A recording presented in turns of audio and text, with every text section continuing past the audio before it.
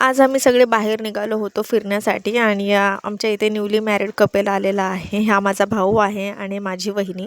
So 12-12:30 वाजता आम्ही असं निघालो होतो. भरपूर ऊन होतं आणि जाताना ना आमची हालत अर्धी डाऊनच झाली होती, कारण आमचे सगळ्यांनाच वॉमिटिंग होते, मला, भक्तीला आणि वहिनीलासुद्धा. सो फायनली आम्ही डेस्टिनेशनवरती पोहोचलो आणि पोहोचल्या आम्हाला ना अथांग असा समुद्र दिसला आणि खरंच खूप छान वाटत होतं तिथं पोहोचल्यावरती, कारण थोडंसं तरी थंड असं वाटत होतं.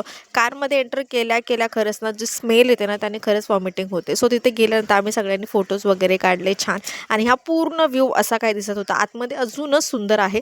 सो मला जसं शूट जमता आलं करायला तसं मी केलं आणि माझी हालत पहा अशी होती आणि हातामध्ये ती पिशवी फिक्स असते. ओके, जर बाळ तुमच्याकडे असेल ना तर बाळासाठी लागणारा खाऊ, त्याची बॉटल, त्याचा डायपर, ह्या सगळ्या गोष्टी त्या पिशवीमध्ये असतात आणि त्या घेऊनच आपल्याला चालावं लागतं. इथे माझा नवरा 2 मुलांना घेऊन पुढे जात होता आणि इथे मी माझी एकटीमध्येच मग्न होते आणि माझ्या कपाळावरची टिकली अशी निसटून जातं विचारायला नको, जसा नवरा माझा पुढे जातोय. आम्ही दोघंही एका सेल्फीमध्ये नाहीच आहे जास्त करून. सो इथे ह्यांचा फोटो सेशन चालू होता. छान ते एन्जॉय करत होते. मला ॲक्च्युली माझे पण दिवस आठवले. पण मी इकडे आले नव्हते. ओके, हा मांडवा बीच आहे, अलिबागच्याच जवळपास आहे. आम्ही गेलो होतो अलिबागला आणि अलिबागला पण आम्ही गेलेलो आहोत.